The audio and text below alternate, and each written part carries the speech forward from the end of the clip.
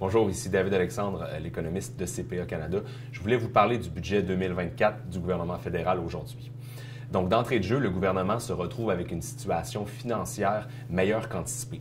C'est-à-dire que la croissance de la population et le maintien des niveaux des prix ont fait en sorte que le PIB nominal se maintient à des niveaux comparables au scénario optimiste qu'il avait présenté dans la mise à jour de l'automne.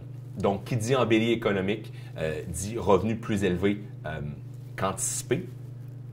Propre à son habitude, par contre, le gouvernement fédéral a décidé de dépenser la totalité de ces revenus-là pour financer des dépenses qui sont éparpillées dans multiples priorités et qui vont totaliser un peu plus de 55 milliards de dollars sur 5 ans. La hausse des revenus par l'embellie économique n'est pas suffisante pour financer les dépenses. Le gouvernement a décidé d'augmenter ses revenus en augmentant la taxation du gain en capital.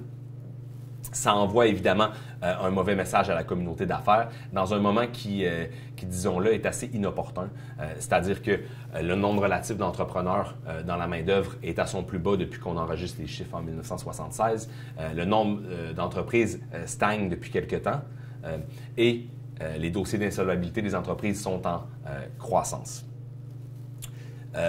Par ailleurs, cette hausse de revenus n'est pas suffisante également pour financer la totalité des dépenses. Là, il y a une détérioration du déficit de l'ordre de 10 milliards de dollars sur un horizon de 5 ans. En soi, ce n'est pas dramatique parce que le ratio que le gouvernement suit, c'est le ratio dette-PIB. Et puisque, comme je l'ai dit, on a une embellie du PIB nominal, bien, ce ratio-là se maintient à des niveaux comparables à précédemment.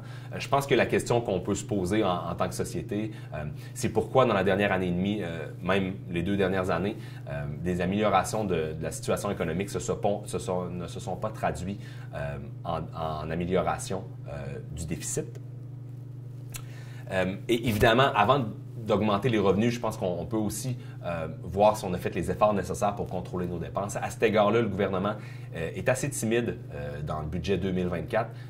Il compte combler les hausses de coûts à travers les budgets existants. Puis au niveau du contrôle de son effectif qui a augmenté drastiquement, comme je le disais dans mon texte pré-budgétaire, bien là, ce qu'ils font, c'est qu'ils ne vont pas remplacer des départs à la retraite, des mesures qui vont contrôler minimalement la taille des effectifs. Au niveau de ces dépenses, le gouvernement met de l'avant un plan pour l'habitation. C'est très louable, un petit peu en retard.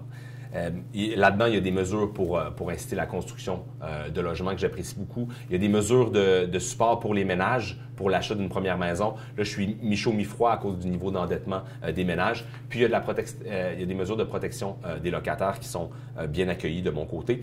Ce que je me questionne sur le plan de l'habitation, c'est l'ambition du gouvernement. Il veut doubler le niveau de construction d'ici 7 ans.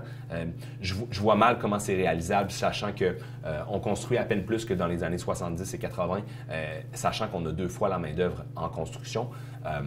Mais je suis content de noter que la disponibilité des logements fait maintenant partie des considérations du gouvernement dans l'établissement de ces seuils d'immigration.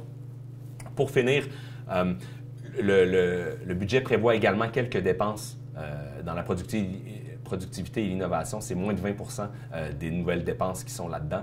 Je pense cependant que ces mesures-là se font noyer par le message qu'on envoie à la communauté d'affaires dans la taxation des gains en capital. Donc, ça résume bien le budget 2024 et je vous invite, si vous voulez plus de détails, à aller voir sur notre site web pour nos autres ressources. Merci.